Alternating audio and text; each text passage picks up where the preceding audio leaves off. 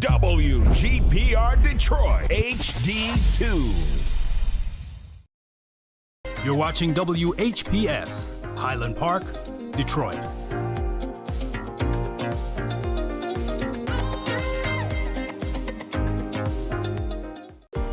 The views and opinions expressed on the following show are not necessarily the views and opinions of WHPS, its affiliates, management, or sponsors.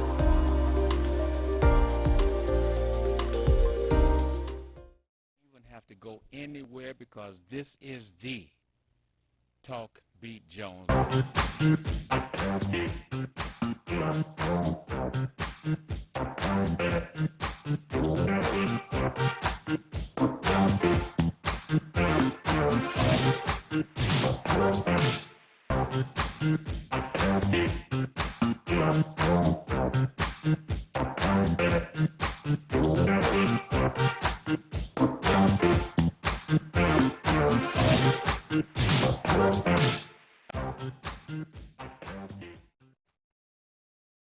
This is the Talk Beat Jones, and I am Billy E. Jones. I want to welcome you for joining us today.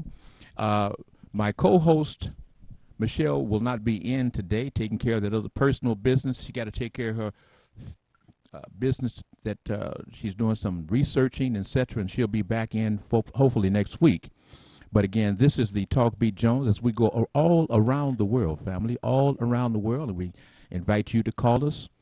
The numbers will be 313-868-0342, 313-868-0351, 313-868-0342 as we go all around the world, and we ask you and let you know that you can call and you got conversation, you got thoughts, you got feelings. We want to know what's on your mind on the Talk Beat Jones here on Soul. Well, I was about to go and give you some soul stuff, but this is the Talk Beat Jones. We're out of Detroit, Michigan on WHPR, WHPS. Of course, you can pick us up on the Roku, the Amazon, the Apple, Facebook, and etc. other live streaming devices.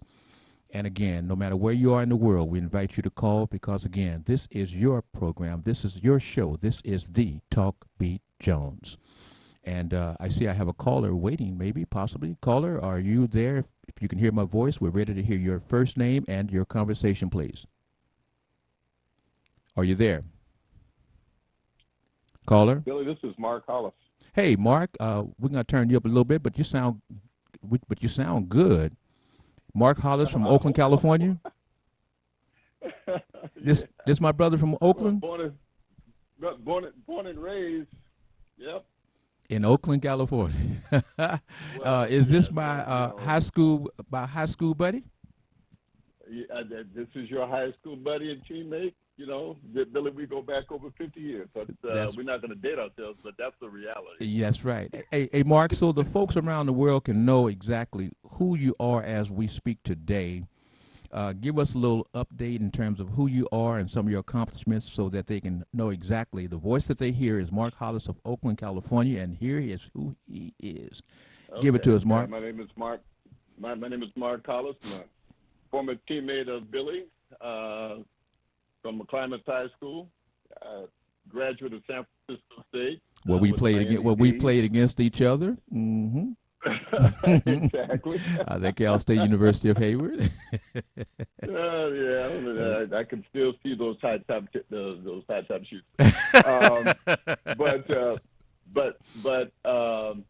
I'm president and CEO of VMH Sports USA Inc. Mm-hmm. We provide a wide variety of sports activities, relate from sports camps to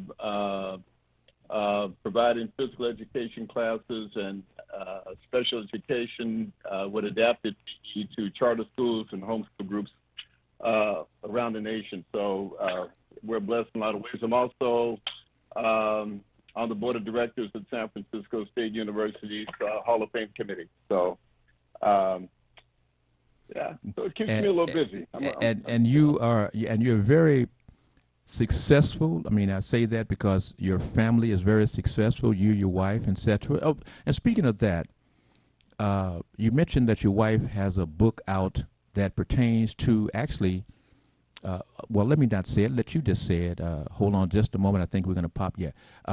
Tell us about a little bit about your wife's book as well, Mark Hollis of Oakland, California. Linda's an author. She's working on her fifth book, but the book you and I are talking about in question, it's called Blood Virus. It's a book she had published in 2017 that was centered on a bioengineered virus that targeted an individual's DNA. Mm-hmm. Now, it's rather interesting that we are going through this COVID pandemic. That's right. And there are a lot of parallels to what she wrote, Mm-hmm. but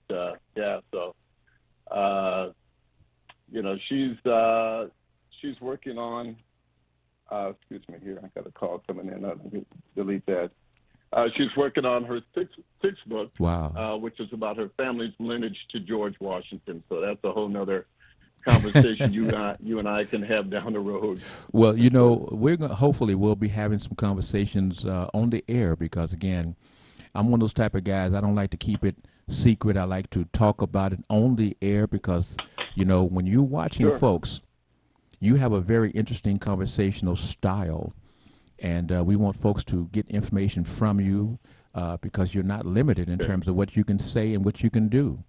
Also, would you name a few of the athletes who we went to school with that went pro, and you still in contact with? Well, Leondis Lacy or Lee Lacy, Lee played with the Dodgers.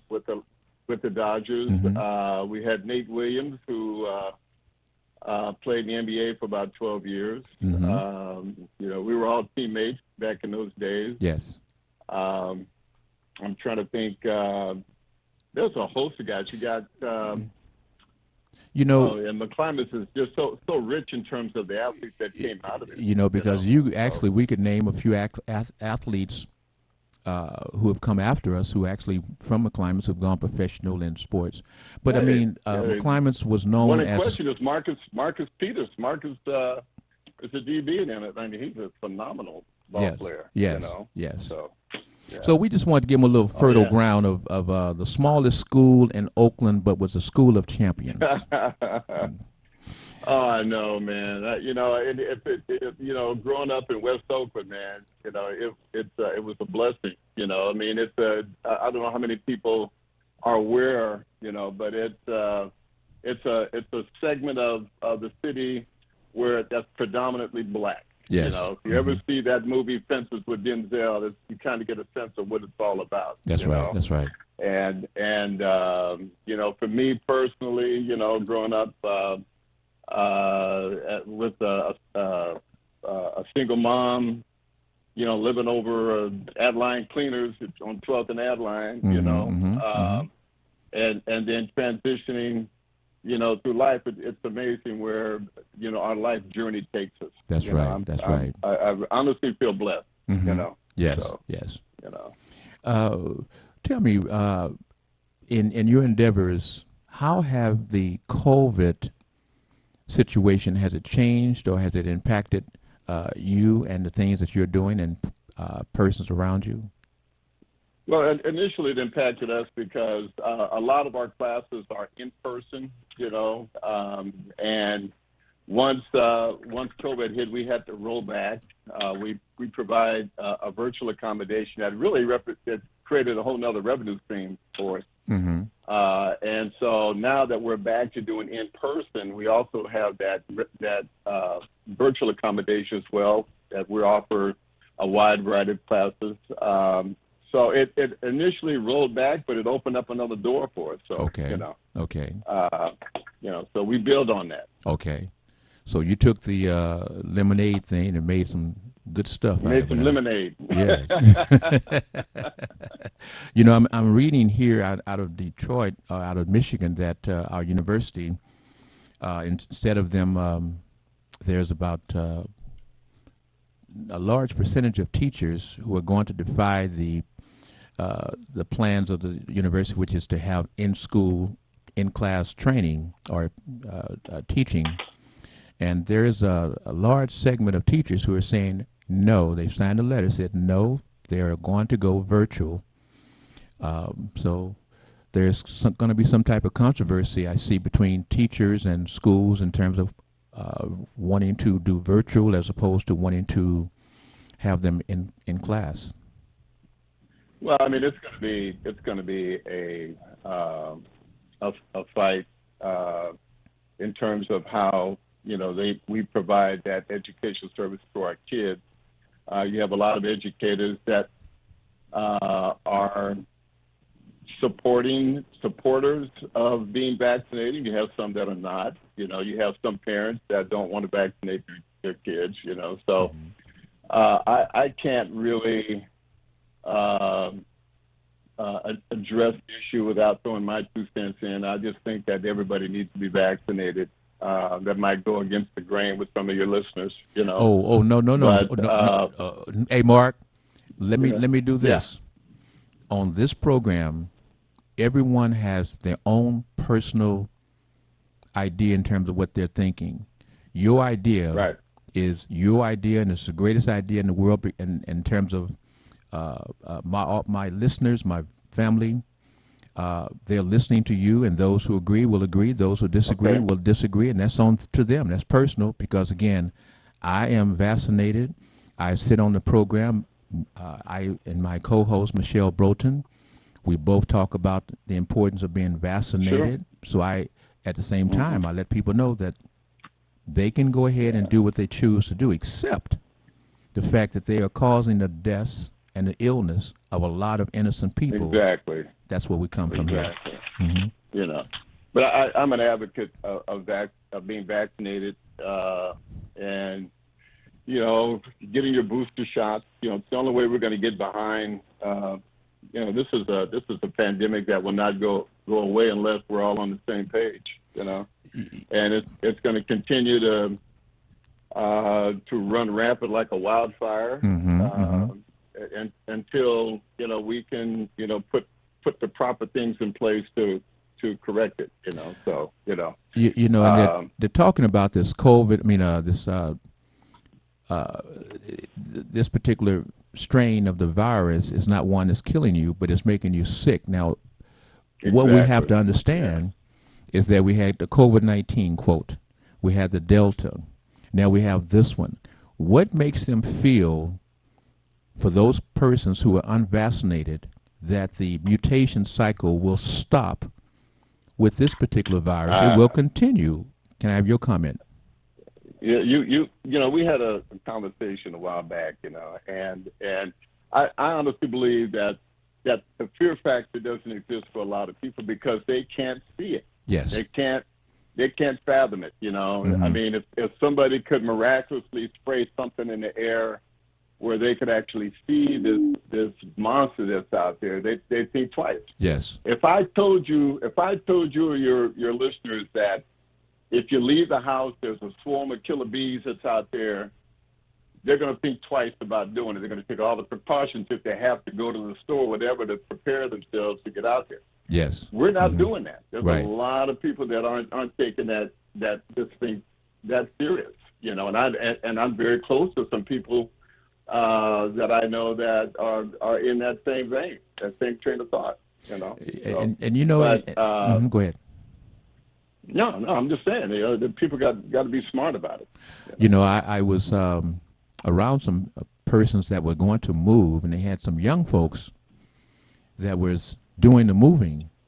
And when I came up on the scene, I looked and I saw that neither one of the guys had any mask or gloves, anything. And I'm asking the person, I said, well, they don't need masks? And they were like, well, they're young. And, this sympathy thing that we have about whether they're young or they're too young, and then we turn around and we're sick because we're being sympathetic and saying, well, they're young, they don't know, they don't understand. But at the same time, you're the person that's catching the flakes that's causing your death or causing your illness. Yeah. Because you're not stepping up. You remember when we were kids, man, you had to get a polio vaccine. Right. Or you had to get a shot of the sugar cube back in those days. That's right. Some of your young listeners probably can't even fathom that. But it's true. That's right. But there was a guy in our neighborhood right off the 10th and that line, that his mom and dad refused to get him inoculated, getting vaccinated against polio. Right. And so Johnny went through life the whole bit, man, got married, had a child, and his wife took the child to get vaccinated for polio. Johnny was changing the baby's diaper and contracted polio because he was unvaccinated. He got polio and passed away. Wow. And so I think about that, that there are people out there that they're just not thinking it all the way through. That's right. And it's a reality, Yeah, because like I stated before, we've had folks who've lost their mother, lost their father, brother or sister, and such. I'm just talking that close, and still say that it's a conspiracy. I'm not putting that stuff in my body. I don't know what's in it. I know. I mean, I've heard everything, man. That they're going to be injecting you with nano bots, and they're going to be able to trace GPS you wherever you go. I mean, I've heard a lot of nonsense, man. But everybody's entitled to believe what they believe, man. But when you can actually give them evidence that what they're thinking is totally wrong, they are still going to believe what they want to believe, And I think a lot of it has to fall in the lap of the previous administration. I'm just going to throw that out there, Yeah, well, but it just wasn't. Preventative measures weren't really at the forefront back in a few years ago. You mentioned the former administration. Let me ask you something. Everyone was hollering and singing songs about Trump is gone. Trump is gone. Do you think Trump is gone, Mark? Trump. I hope he's gone. I think Trump as an individual is gone, but I think by the way, excuse me, Mark. I'm speaking to Mark Yarbrough. Excuse me, speaking to Mark Hollis in Oakland, California, who is the voice that you hear, family from around the world. Go ahead, Mark Hollis from Oakland, California. No, I think his influence is still there, and he's put his carbon footprint on how certain people believe. I mean, obviously, with tomorrow's January 6th, the insurrection. I mean, that's pretty indicative of how people think. I mean, you can, we've since left Oakland and we're now in Southern California in Temecula, and I can still drive around and see people with Trump flags. Yes. It just amazes me. So And when you say that you can wait a minute, Mark, when you say that you can drive around and see Trump flags, which area are you living in that you're witnessing this type of? Temecula. It's southwest corner of Riverside County. We're about 40 miles north, 40 minutes north of San Diego. Okay. Okay. It's so,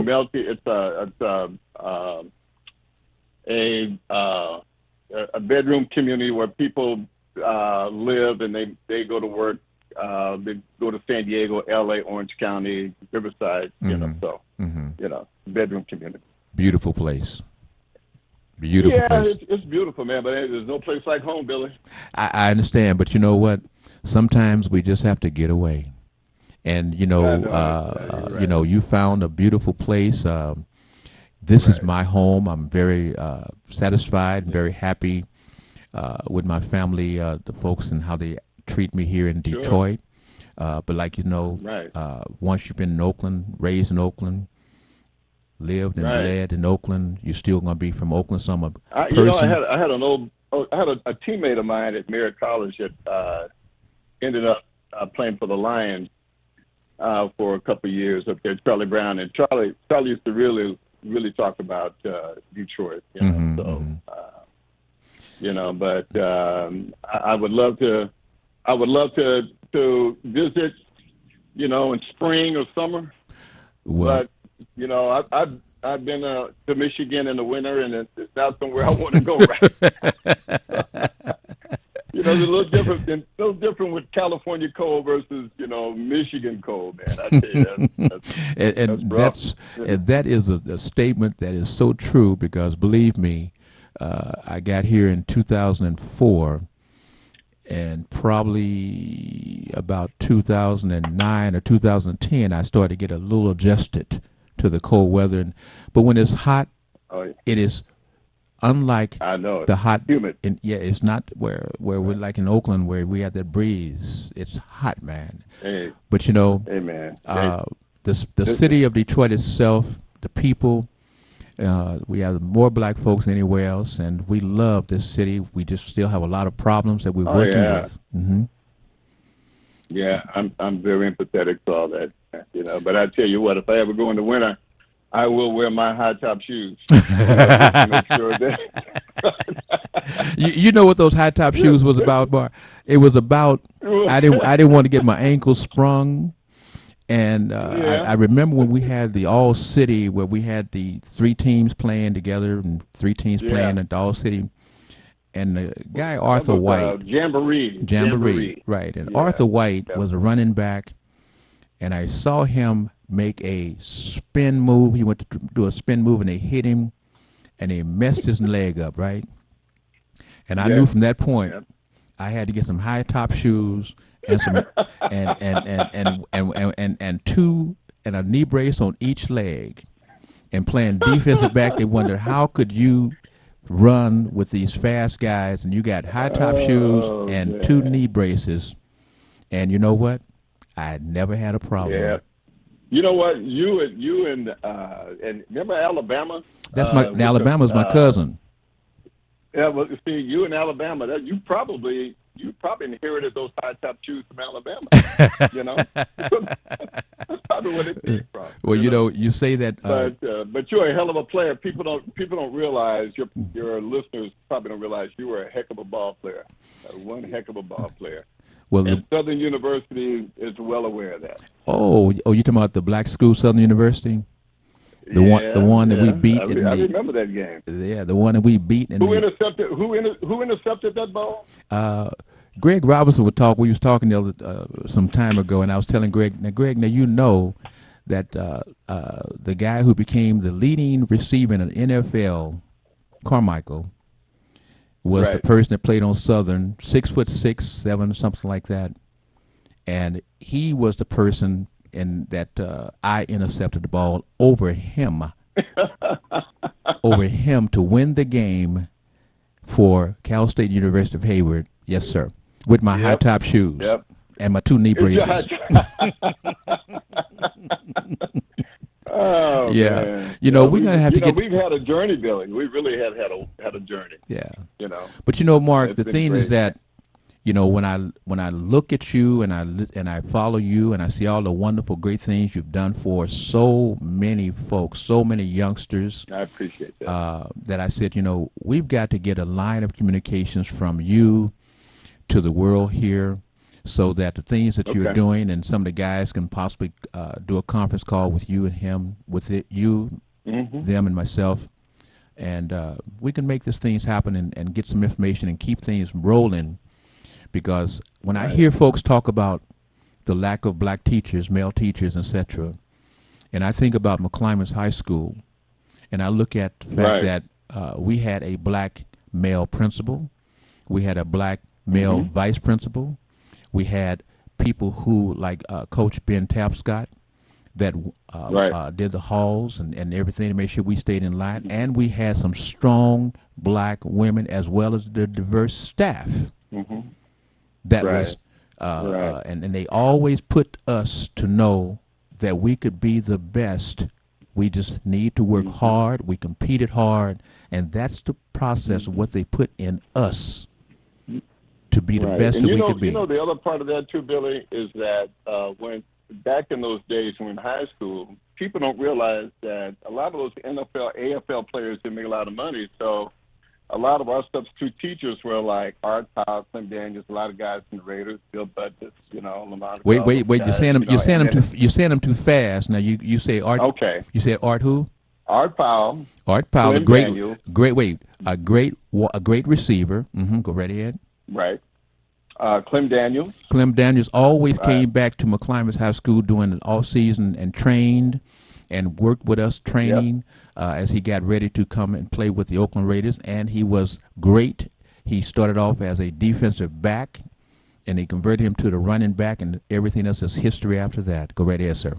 Yeah, God, we had Proverb Jacobs. Proverb was Proverb, who also an offensive lineman, with the Raiders, who came and also worked with us. The point, yeah, and the point is that so we had a lot of excuse me, and Dave and Coach Littleton, and I mentioned Littleton, yeah. I mentioned Coach Littleton. Yeah, I mentioned him because he was the person that put the idea that we could go to college in me. Yeah. That's what he did. Right. You're good enough to go to college, and et cetera, et cetera. But, Mark, I know that you have some things that you got to do.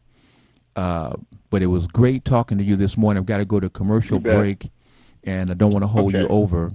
But listen to this. Yes, let's do this again. Yeah, we're going to do this, and like I said, there's things that you're doing. I want to talk about it, but we're going to go to commercial break, and we'll come back. And again, I'm going to have Mr. Mark Hollis on the program again, family, and for my friends and family.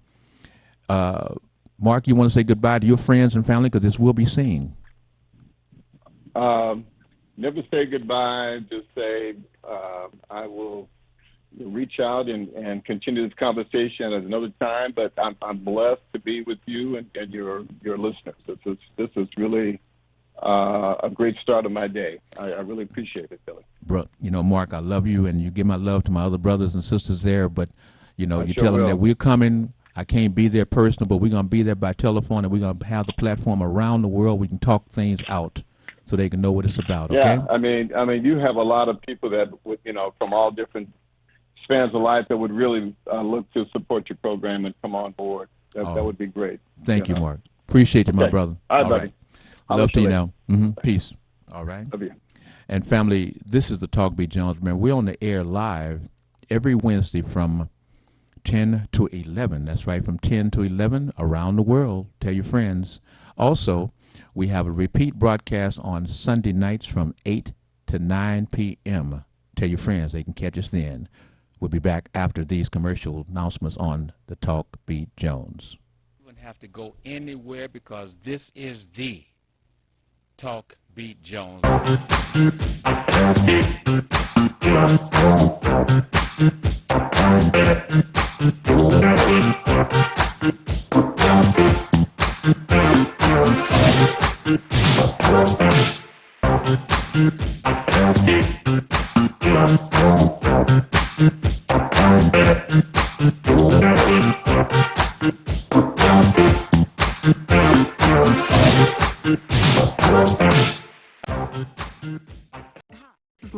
This is R.J. Watkins. Coming to you to bring you some information about the #1 detox in the nation, Lemon Burn. Lemon Burn helps to turn the fat into fit. It's for you, a happier, healthier you. Because healthy is the new beautiful. An all-natural way to improve your health. It promotes a healthy digestive system, attacks and reduces belly fat, as well as gives you energy. Need to get yours today. Call 313-868-6612. Don't forget to exercise and eat right. The environment is so friendly. Always feel like home. We have so much support from the staff. You meet people who are like you. I always had a passion to help others, so this is the perfect place for me. You're not afraid to reach out. Flora Kiwong, Cameroon. Maklit Shonga, Ethiopia. Javed Khan, Bangladesh. Dennis Kerr, Bosnia and Herzegovina. They give you what you need for the future. Justice for Mario Willis. Truth. Facts. Evidence. Mattered. Log into justiceformariowillis.com. Read for yourself.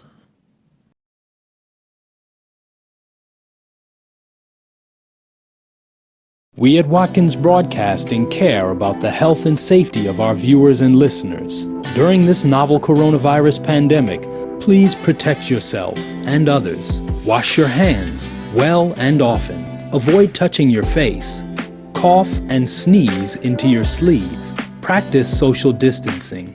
Stay at least 6 feet away from others when in public and only leave the house when it's essential. Stay safe. You are important to us.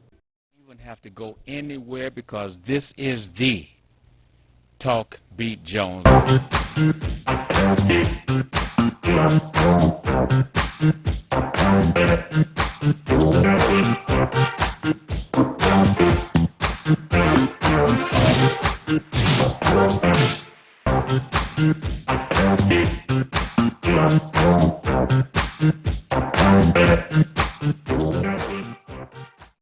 This is the Talk Beat Jones again. I am Billy Jones, and my co-host Michelle Broughton is not available today, but we hope to have her back next week.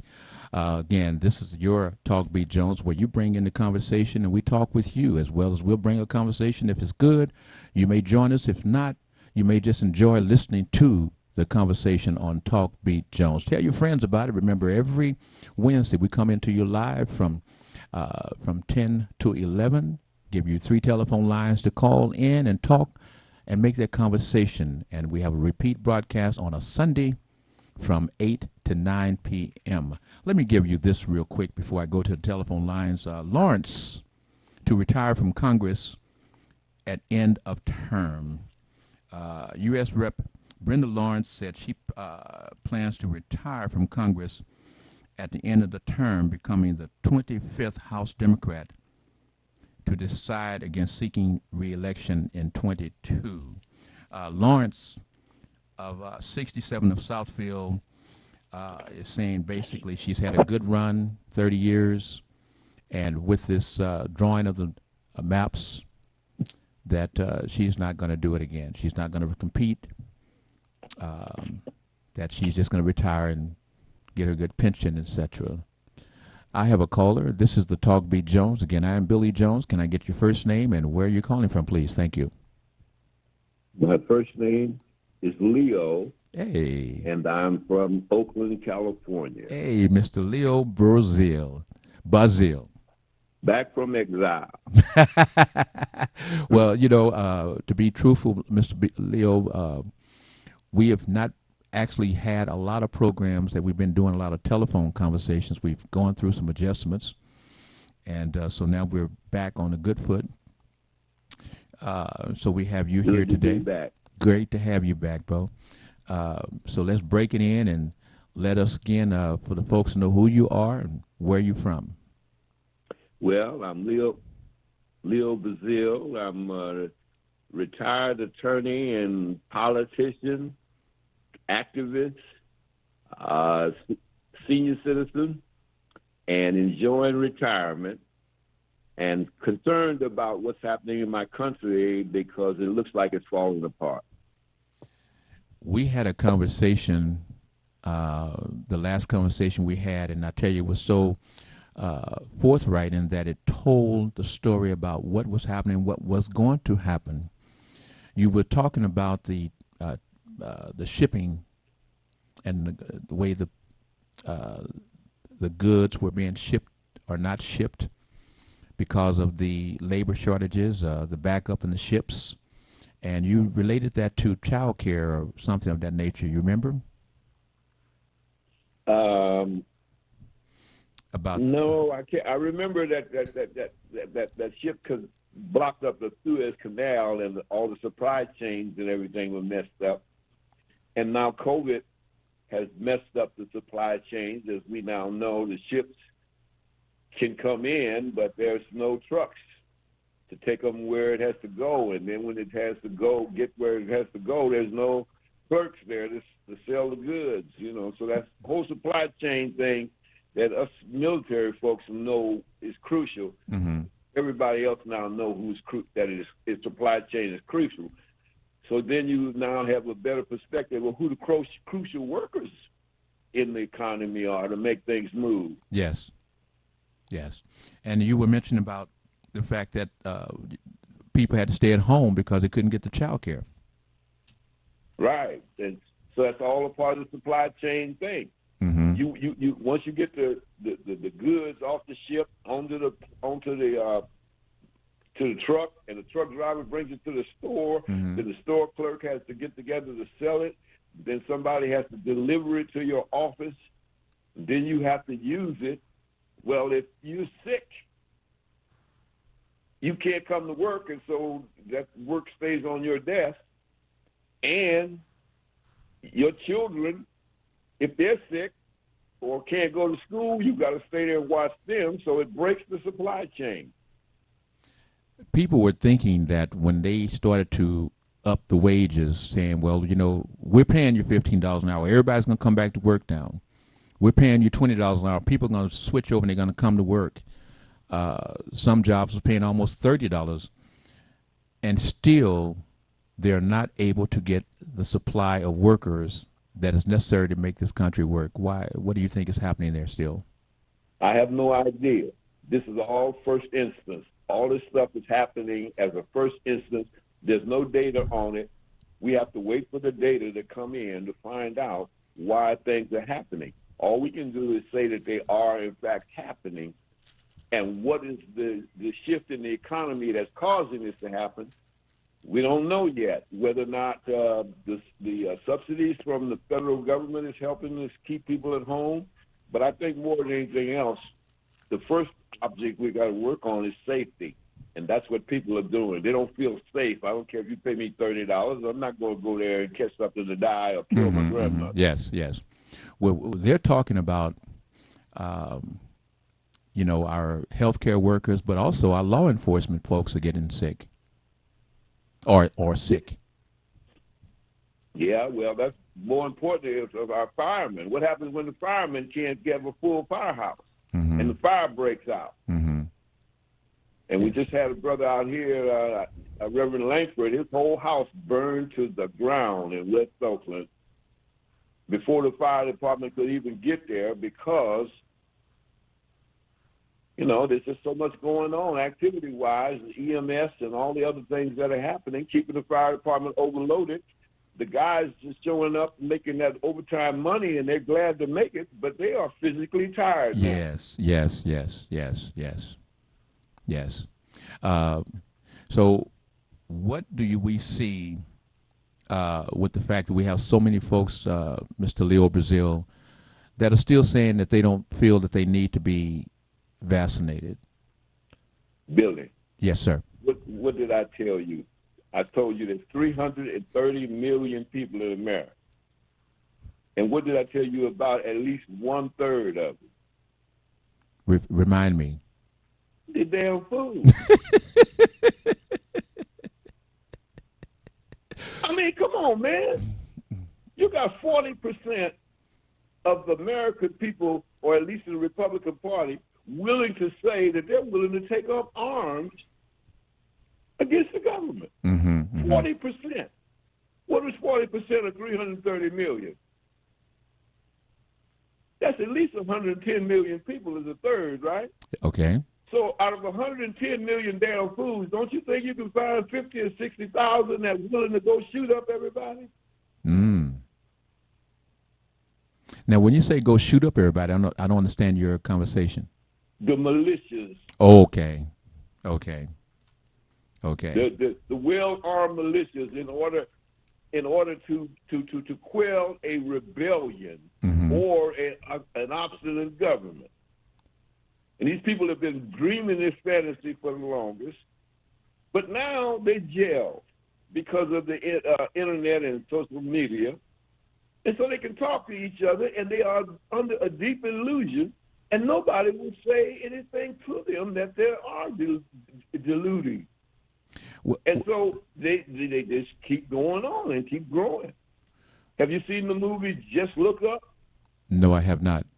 There's a movie on Netflix it's either called Just Look Up or Don't Look Up. I think it's Just Look Up. It's about a 10-meter meteor coming to America, coming to the world and going to destroy it.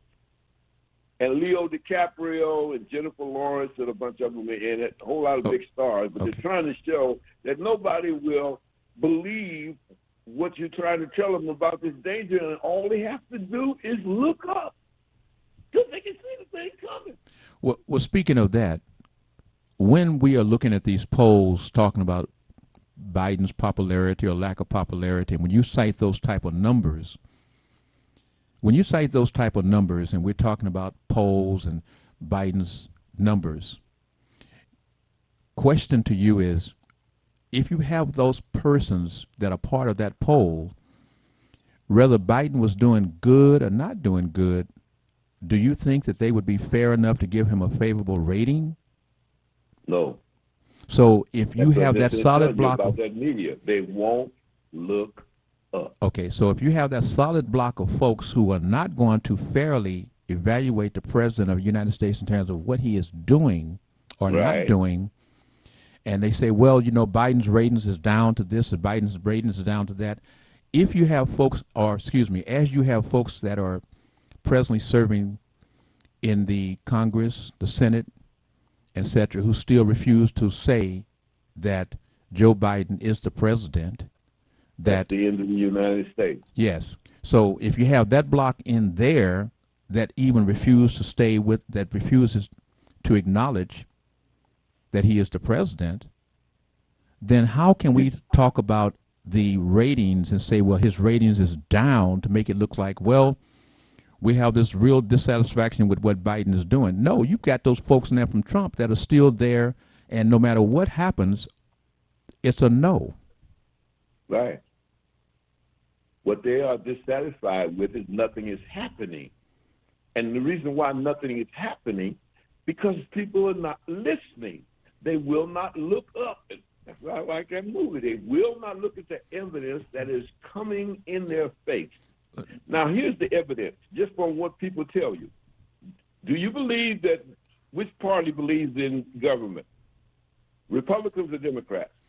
But, okay, but the thing is that we know, I don't know, so let me let you finish your point real quick, please. Well, the point that I was trying to make is that the people won't be satisfied with their government until their government produces something. But you got one party in a government that's structured for compromise that refuses to compromise because they have no interest in making the government work. Why? I mean, the question is, because they're anarchists and they're racists, and we're now finding out that these people are these damn fools I was telling you about. Okay, but what is the purpose as to why are they doing what they're doing? Do you have an idea? Now, therein is the mystery. Why would you purposely destroy your nation with all the good things that we have going on in this country? Why can't we sit down and share and get along? Because these people are damn fools. But the thing they is want that everything.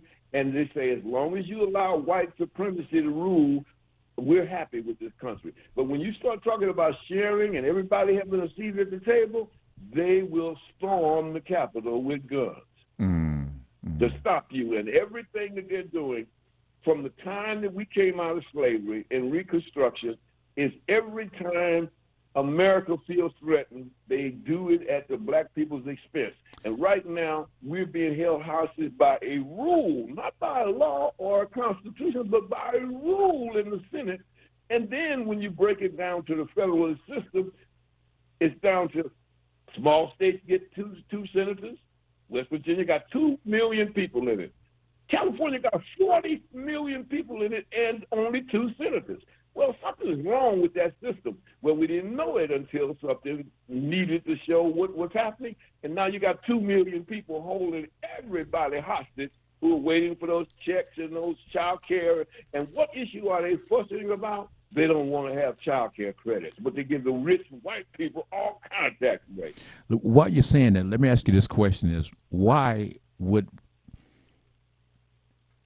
as Brenda Lawrence is not seeking re-election, she is the 25th, she is the 25th House Democrat to decide against seeking re-election in 2022.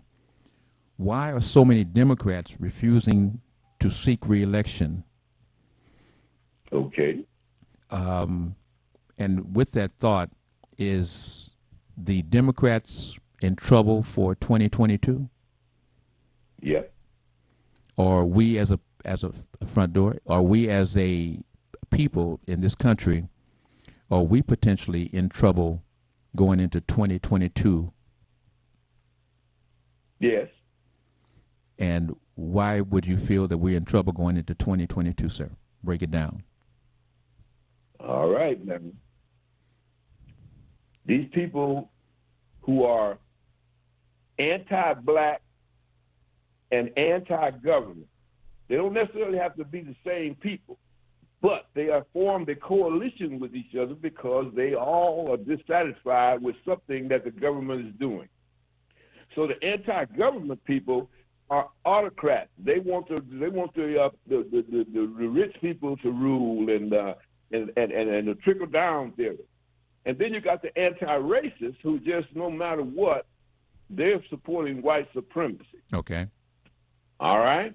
So there's that Republican coalition over there that constitutes 1/3 of the Republican Party. Mm-hmm. Now, because the parties have to run by primaries against each other, that 1/3 power base in there can threaten every other Republican. So that's why the so-called moderate Republicans are quiet. They can't say anything. And you know why they can't say anything? And why these Democrats are bailing out? Why? Because that 1/3 over there is armed and dangerous. And they are now coming down to the local level at the school boards and at the city council. Well, security is much harder to provide for local elected officials as opposed to the Congress. They can have bodyguards and senators and have bodyguards, but how you going to get every city council person and every school board member to want to run for government? Wait. Shut the government down, are intimidating people that run for office, are intimidating people that count the votes when the elections come up, and intimidating the people who certify the votes, and let you know that you ain't just a citizen going down to do your duty. You're a potential target. And if you don't believe you're a target, ask Malcolm, ask Martin, ask Medgar, ask all these other people that was in bloodshed just because black folks was trying to march in the street. We are in danger, brother. And if you don't have a weapon, I'm sorry to say this, because they say, well, Leo, we're going to have to cut you off of Facebook if you say things like this. But, hey, when you find out all these military men and everything, like General Flynn and all the rest of them, and Bannon and all of them was up in the hotel, orchestrating all these people, they were orchestrating them military people. I did 7 years in a military uniform, so I know about the military. You follow orders. Well, speaking of that, since you're talking about following orders, now, why is it that we have been brought up to believe that when we receive a subpoena, you're going to come and you're going to do what they want you to do. You're going to testify, etc. So you spoke about Bannon, you spoke about Flynn, and etc. Why are these folks?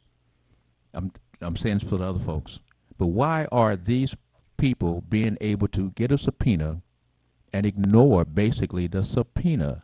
All the things that we felt that was in our Constitution that said that we as a people are going to see justice, they're saying, forget it. No, okay. Under Trump folks said, forget it. We're not going to cooperate. We're not going to do this. We're not going to do that, etc. Tell me about that, Mr. Leo Brazil. Well, let me bring blackness into it again, because that's where it's emanating from.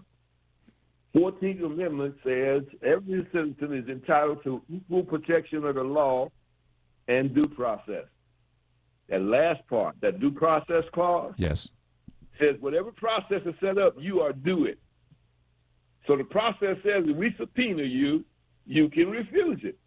But we can have you indicted for refusing the subpoena. But we have to go to the grand jury. And then the grand jury has to indict you. And then once the indictment is sent over, then if we want to prosecute it, we got to go to the Justice Department. And then the Justice Department got to make its determination whether or not they think you can be convicted.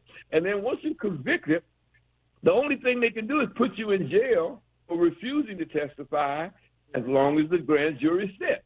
The grand juries generally dissolve after 2 years. So if you only got a year to go on their term, you go to jail for a year, so what? You get a chance to write a book for a year and come out and sell it for millions of dollars. But all that on Fox News and sell it. But all those processes that you spoke of is taking time. There you go. There you go. Time, and that's what you use. If you know you're gonna get put in jail, don't you want to put it off? Justice delayed is justice denied. and going into the election process 2022, and so their time and their attorneys. Who gonna count your votes? Who's going to count? Every state, again, the Constitution says that determination of how and when and where you vote is a state thing. And that's this what these people are all about, states' rights. So that's the one right that they are claiming, that they have a right to legislate their voting process any way they want to. And guess what? They're right. And guess what? When it gets to court to challenge them, yes, you got a 6-3 conservative crazies up there. You know it's crazy if Clarence Thomas is always the one that's being that. What's that guy that Dave Chappelle plays as blind? Yes. That's Clarence Thomas. Sitting up there on the court, ready to screw his own people. Every law comes up there. White people go say, no, this is unjust. Clarence says, no, it's not. He's the only one sometimes. Well, Clarence sits on the other side of the fence always. Yes. So, but so that's what I'm saying. It's about the side that he represents. They're always on the other side of the fence. They are never going to come over. And if they never come over, Billy, you and I could disagree with each other, brother, but we realize to go forward, we got to compromise. So you give a little something, I give a little something, we move forward. And that's the way the founding fathers wrote the Constitution, with an understanding that everybody was going to compromise. Okay, now we understand, but we have this donkey-minded folk that are saying no. And we got Trump as our back ace. He's our ace card. So he is not going to shuck and say, go ahead and testify. You delay, you delay, you delay, and you delay. Right. And so this is what the Republicans are doing. And our children have not actually, over the last couple of years, a year and a half, whatever, been able to actually have proper schooling. That is schooling that can speak, that we know they're getting. Well, they're getting the interactions from each other being in school. We're getting the interaction with the teacher being able to help them find the answers, to give them the directions as to how to find the answers that they don't know. So now, again, we have some teachers go remote. 100 signal their intent to either buck university's plan or support those who do. That means that there is all of these teachers for the universities that are saying we're not coming back to do it in person. We will go virtual, even though the university says you are to come to teach on campus.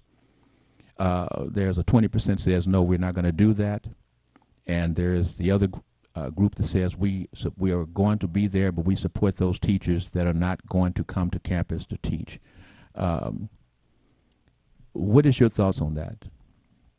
Humpty Dumpty sat on the wall. Humpty Dumpty had a great fall. All the king's horses and all the king's men couldn't put Humpty together again. Mm-hmm. Now, Humpty has fell off of the wall in America. The system has been cracked and challenged. So the question is, can we put it back together again? No, we don't want it to go back to what it was, because it wasn't working for us as black people. So we're not with that.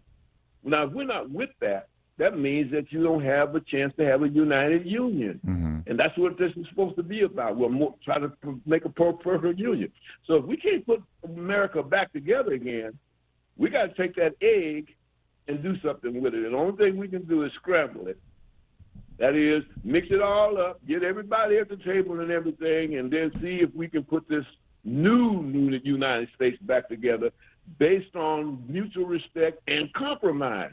If we cannot, then everybody needs to go and get their arms, because this shooting is going to start. Bloodshed is going to start. These people are serious. They are afraid. They think they are losing their country, and they think they are fighting to get it back. And don't see the contradiction of them going to get it back by charging the Bastille, but you're charging the Bastille with Confederate flags and Nazi flags. How you gonna call yourself a patriot to get your country back? carrying an American flag, but you got a guy right alongside of you carrying a Nazi flag. So now we have it whereby the officials that are being elected are being threatened, targeted in one way or the other, either them or they're talking about their potential family having a problem. And we're saying that these people are supposed to stand up to these folks that you've stated are willing to shoot people or do things dastardly to their family if they don't do what the Republicans basically are saying that they want them to do. And we say that, and I'm not indicting, quote, all Republicans, but we're saying as a symbol of thoughts. I am, because they're silent. You said because they're silent. Why would you be totally silent in the face of this kind of obvious stupid? You won't look up because they're afraid. If they open their mouth, they're going to be sliced off politically, and they may be sliced off morally, in the sense that some of these people in these little small towns, that 18-year-old boy that killed them people in that church, that 15-year-old boy who walked down the street and killed him 2 white people and got off. I mean, come on. How many of these youngsters out here are listening to these people that are telling them that we got to save America and are seriously armed and will go out and do some crazy stuff? Now, Fort Sumter was a battle, and it opened up a civil war, and 800,000 people died, but in the end, the Union stood. The question is can it go through this again? Because, Leo, you just making up stuff. No, I'm not. It's in the history books. 100 and some odd years ago, it was that close. 2 grandmothers away. Well, I tell you, it's been very interesting listening to your take on the situation. And like I said, Michelle Broughton will be back with us very soon. And, of course, Leo, we always respect and love to hear from you. We will be calling and making sure that we stay in contact. Again, we appreciate your perspectives. You're wonderful with your insights. We love you. We appreciate you. And we got mad respect for you, Mr. Leo Brazil, Oakland, California. Is there any last words you would like to say before we let you go, sir? No, brother, just look up. I don't want to see that meter coming to me. No, you don't believe it's even coming. See, that's the problem. The one thing is I ain't going to tell you about how the movie ends, but anyway, go ahead and check it out. I'll do that. Mr. Leo Brazil, Oakland, California. Okay, we appreciate you calling and spending this time with the Talk B. Jones today. Mr. Leo Brazil, we'll be getting back with you soon. Okay, sir? Yes, sir. All right. Thank you. Have a wonderful new year, and we'll be talking soon. Bye-bye. Bye now. So, family, you see, we're going outside. We'll be taking the calls from the Detroit area. We're taking the calls from all around the world, all around different states, and moving outside because, again, this program is designed to go all around the world, have the influences, the conversations from anywhere, people. And as I stated, now we're going to reach out again for my Detroit folks. We ask you to call and talk real quickly. We know that we got the council has been seated, sworn in, and we know that we have a new council president and pro tem. They're talking about is the council still utilizing some old folks from the old regime, or will it be some new stuff? Well, we'll come back. Hopefully, Miss Michelle Broughton will be back to kind of break it down a little bit, and I'll break it down a little bit, and hopefully you will break it down as well. Well, family, it's that time that I've got to go. But again, every Wednesday from 10 to 11 a.m., live, Roku, Amazon, Apple, Facebook, etc., and repeat broadcast from 8 to 9 on Sunday nights. We love you. Again, I am Billy Jones, and of course, for Michelle Broughton, have a wonderful life and a great year. Bye now. Oh, to my dad, we love you, Father. You have to go anywhere because this is the Talk Beat Jones.